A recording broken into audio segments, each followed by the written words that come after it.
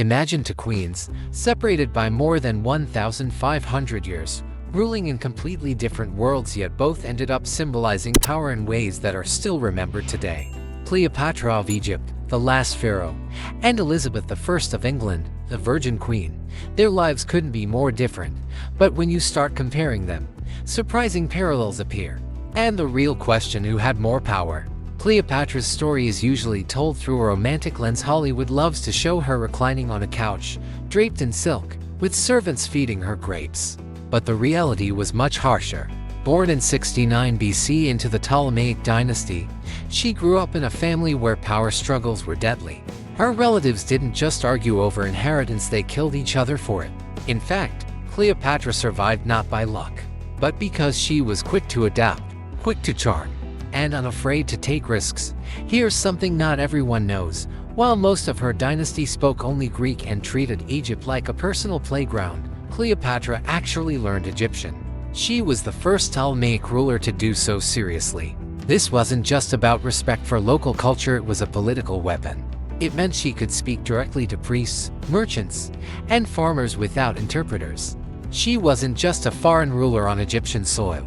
She could present herself as a true pharaoh in the old tradition. That gave her legitimacy her siblings never had. Another overlooked fact: Cleopatra was highly educated. She spoke at least 9 languages, was trained in mathematics, astronomy, and philosophy, and knew medicine well enough to write about it. Ancient sources hint she may have even written books on pharmacology. Imagine a queen who could not only negotiate with generals but also debate with scholars on science and then turn around and lead religious ceremonies. Elizabeth I, on the other hand, was born more than a millennium later, in 1533, into a world of Protestant reforms, court intrigue, and political uncertainty. Her early life was anything but safe. When her mother, Anne Boleyn, was executed, Elizabeth was just 2 years old. She was declared illegitimate and pushed aside. Most children in her place would have disappeared into the shadows of history. But Elizabeth was stubborn. She kept studying, kept proving her worth. One detail many don't realize: Elizabeth was a linguistic genius. By her teenage years, she was fluent in Latin, Greek, French, and Italian.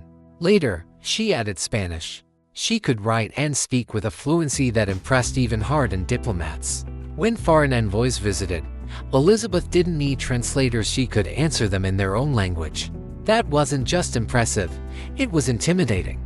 Imagine walking into negotiations expecting to outsmart a young queen, only for her to dismantle your arguments in flawless Latin. So already, in their youth, both women showed unusual strength, Cleopatra by embracing her people and mastering politics, Elizabeth by mastering words and surviving in a court that wanted her gone.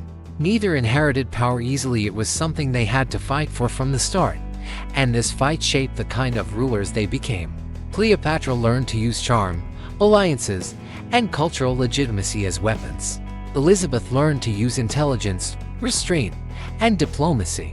Both had to learn patience because in their worlds, one mistake could mean exile, or worse. It's almost strange to think, across time and continents, these two women who never knew of each other were already walking a parallel path toward power. Well, not exactly the other side of the world, but far enough. England was brewing its own storm. Elizabeth was born in 1533, and her childhood was anything but secure. Her mom, Anne Boleyn, lost her head literally when Elizabeth was just a toddler. From then on, she was stamped with the label of illegitimate. That meant she grew up never really knowing if she'd end up a queen or, quietly disappeared by whoever was in charge at the moment. Talk about childhood stress. Instead of collapsing under the pressure, Elizabeth turned to books. And she didn't just dabble, she mastered them. By the time most kids her age were still figuring out multiplication, Elizabeth could read Latin, Greek, French, and Italian like they were Instagram captions. Later she picked up Spanish just for fun. Imagine being a foreign ambassador, walking into the English court ready to impress with your clever phrases, and this teenager fires back at you in your native tongue. Instant intimidation.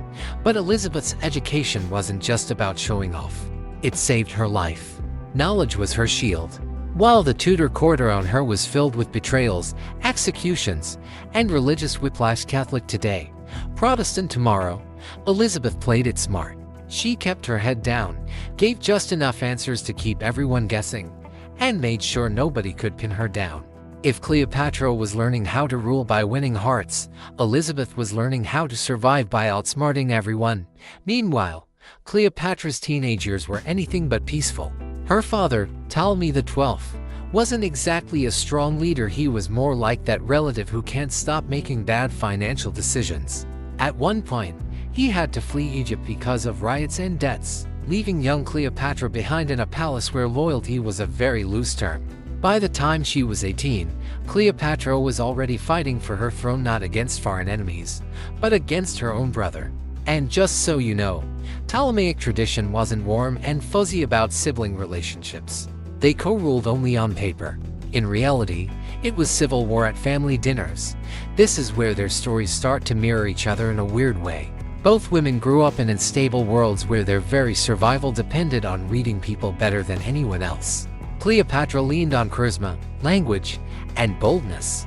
Elizabeth leaned on brains, patience, and the art of saying just enough but never too much.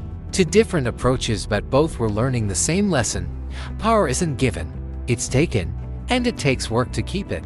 And little did they know, these early struggles weren't just childhood dramas. They were the training grounds that would shape them into rulers the world still remembers today. By the time Cleopatra was around 18, things in Egypt were spinning out of control. Her father had died, leaving her to rule alongside her younger brother, Ptolemy XIII. Sounds neat on paper, brother and sister sharing power, but the reality was more like a silent war. Advisors around Ptolemy whispered in his ear, painting Cleopatra as too ambitious, too independent. Before long, the co-rule turned into open hostility. Cleopatra was pushed out of Alexandria, forced to flee while her brother's faction took control. For most royals, that would have been the end of the story. But Cleopatra wasn't the type to quietly fade away. Here's the lesser-known part. Cleopatra didn't just hide in exile. She regrouped and started gathering support from the countryside. She had the loyalty of parts of the Egyptian military and, more importantly, she understood that Egypt's survival was tied to Rome. This is where her boldness paid off. When Julius Caesar marched into Egypt, Cleopatra didn't approach him as a beggar queen. She presented herself as a partner. And yes, there's the famous story of her being smuggled into Caesar's quarters rolled up in a carpet, though some historians suggest it might have been more like a laundry sack. Whatever the exact details, the point is clear. She turned a dangerous situation into an alliance that restored her to the throne. Now, pause here for a moment. Cleopatra was barely in her 20s, facing off against her own family, foreign armies, and the most powerful empire on earth, and she won. Not with brute force, but with intelligence and daring moves. Few rulers, male or female, could have managed that. Over in England, Elizabeth's journey to power looked completely different, but no less dramatic. When her half-sister Mary Tudor became queen, Elizabeth's life was in real danger. Mary was Catholic, Elizabeth was Protestant, already a recipe for suspicion. Add in Elizabeth's popularity among the people, and Mary saw her as a walking threat. At one point, Elizabeth was locked in the Tower of London, accused of plotting rebellion. Most people who went in didn't come out. Elizabeth, however, kept her cool.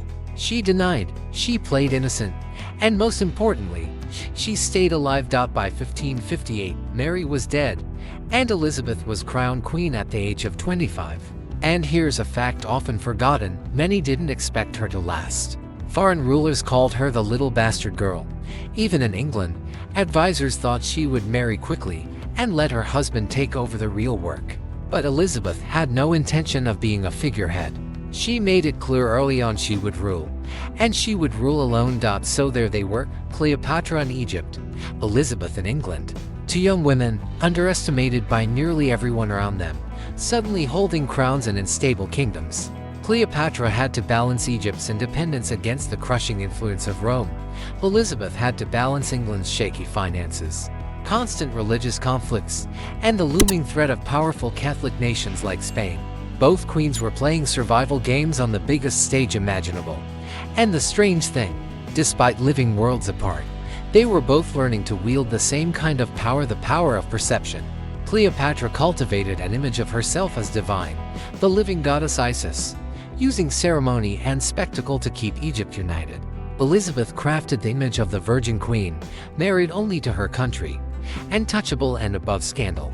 In both cases, it wasn't just about ruling, it was about creating a myth around themselves strong enough to keep enemies at bay. This was just the beginning. The real test would come when the enemies stopped underestimating them and started plotting their downfall.